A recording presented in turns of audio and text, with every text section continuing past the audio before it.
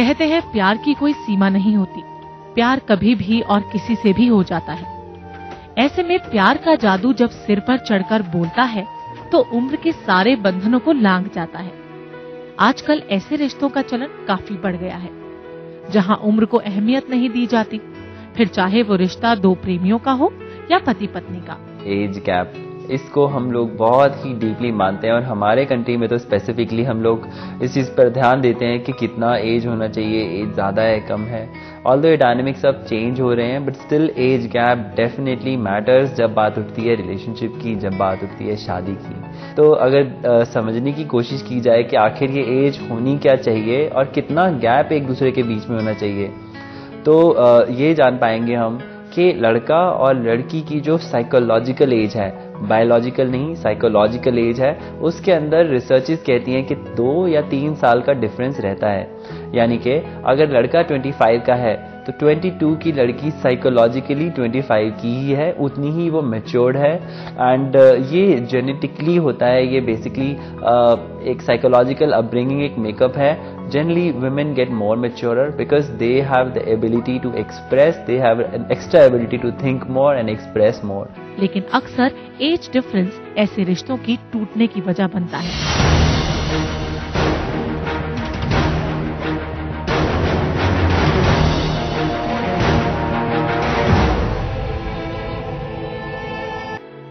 रिश्तों की डोर बेहद नाजुक होती है और किसी भी रिश्ते को समझने के लिए उस रिश्ते की अहमियत को समझना बेहद जरूरी है।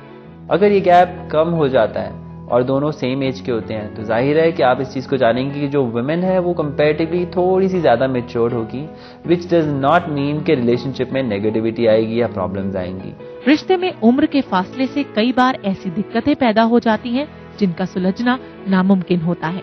अगर लड़के की एज ज्यादा है तब लड़का जो है वो थोड़ा सा ज्यादा डिसीजन मेकिंग के अंदर जाता है। जो लड़की है कंपैरेटिवली वो एक फॉलोअरशिप के अंदर जाती है, जहां पर वो समझने की कोशिश करती है, जो गाइडेंस लेने की कोशिश करती है और साइकोलॉजिकली स्पीकिंग एक फादर फिगर को ढूंढ रही होती है, एक फादर को उसके अंदर, अपने हस्बैंड के अंदर देख रही होती है। सिमिलरली अगर लड़की की एज लड़के की एज से ज्यादा है तो ऐसा माना गया है साइकोलॉजिकल साइंसेज में कि लड़का एक मदर फिगर को ढूंढ रहा होता है, जहां पर वो एक्सपेक्ट कर रहा होता है अनकॉन्शियसली कि वो लड़की उसकी टेक केयर करे, उसे गाइड करे, उसे अच्छी अच्छी बातें बताए, उसे इंस्ट्रक्ट करे।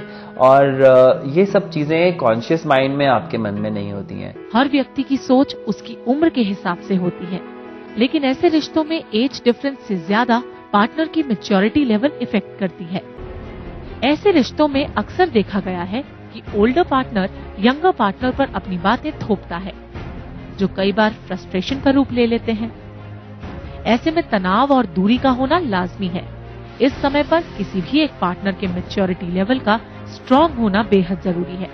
ये चीजें जरूरी नहीं है कि एज गैप जब ज्यादा हो या डिफरेंट एजेस हो तभी रिश्ते के अंदर प्रॉब्लम लाता है। अगर नॉर्मल एज गैप भी है, जो 2-3 साल का एज गैप होता है, तब भी ये सब चीजें रिश्ते के अंदर आ सकती हैं, जहां एक पार्टनर या दोनों पार्टनर एक दूसरे को डोमिनेंट की तरह देखते हैं कि दूसरा डोमिनेट कर रहा है। तो यहाँ पर बहुत जरूरी है कि आप अपने रिलेशनशिप जिस बेसिस पे फॉर्म हुआ था उस समय को याद करें, उन अच्छे पलों को याद करें और ये ध्यान में रखें, कोशिश करें याद करने की कि किस तरह से आप दोनों एक दूसरे को कंफर्टेबल महसूस करते थे, नेचुरल वे में किस तरह से आप एक दूसरे को लेते थे, किस तरह से समझते थे, परसीव करते थे, किस तरह से एक दूसरे की टेक केयर करते थे। तब जब उस तरह से टेक केयर करते थे तो रिलेशनशिप अच्छा चलता था।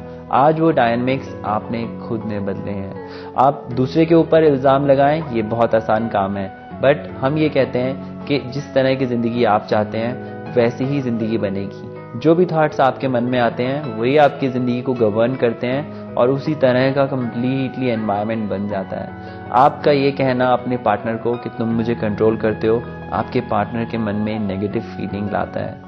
लेकिन कई बार समाज और परिवार की असहमति भी ऐसे रिश्तों में दरार की वजह बनती है।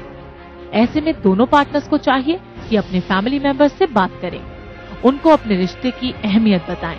ये आपका निजी फैसला है, किसी को भी अपने रिश्ते में तनाव पैदा ना करने दें। अगर आप ऐसे किसी भी रिश्ते से बंधने जा रहे हैं जहां आपके पार्टनर और आपके बीच का एज डिफरेंस काफी ज्यादा है। तो ऐसे में अपने मेंटल लेवल को तैयार कर लें। इस बात को समझने की कोशिश करें कि क्या आप एज डिफरेंस के बाद भी इस रिश्ते को स्मूथली चला सकेंगे। ऐसे रिश्ते में फैसले सोच समझ कर लेने बेहद जरूरी हैं। हर रिश्ते की बुनियाद प्यार और विश्वास पर टिकी होती है, लेकिन उम्र के फासले में रिश्ते की डोर थामे रखने के लिए आपसी सोच, समझ और रिस्पेक्ट का होना बहुत मायने रखता है। आप अपने पार्टनर को ये बताइए कि क्या सपोर्ट आपको चाहिए, किस तरह से वो सपोर्ट आपको चाहिए, कैसे उस सपोर्ट का इम्पैक्ट आपके ऊपर होगा, क्या डिफरेंटली आप अपने पार्टनर के लिए कर पाएंगे जब वो सपोर्ट आपको मिलेगा। ये सब बातें जब अच्छे रूप से आप बताएंगे तब आपके पार्टनर भी आपको सपोर्ट करने के लिए तैयार होंगे। एट द सेम टाइम आपका अपने पार्टनर को भी जानना जरूरी है कि उनको क्या चीजें चाहिए, किस तरह का सपोर्ट चाहिए, कितना फ्लेक्सिबल है उस सपोर्ट के अंदर वो आपको सपोर्ट करने के लिए, और क्या उसका इम्पैक्ट उनके ऊपर पड़ेगा। जब ये सब बातें आप अपने पार्टनर से भी जानने की कोशिश करेंगे तब आप भी उस मिसिंग पीस को ला पाएंगे, आप भी रिश्ते को उसी तरह से बना पाएंगे जिस तरह से आपके पार्टनर देखना चाहते हैं। एंड इसका रिजल्ट ये होगा कि आपके पार्टनर भी कमिटेड होंगे, डेडिकेटेड होंगे आपको वो सब सॉल्यूशंस देने के लिए जो आपको चाहिए। बट इसकी पहल, इसका इनिशिएटिव आपको ही लेना होगा, क्योंकि ये रिश्ता भी आपका है, वो पार्टनर भी आपका है और जिंदगी भी आपकी है। ऐसे में बनता है एक ऐसा रिश्ता जो हर फासले को आसानी से मिटा देता है।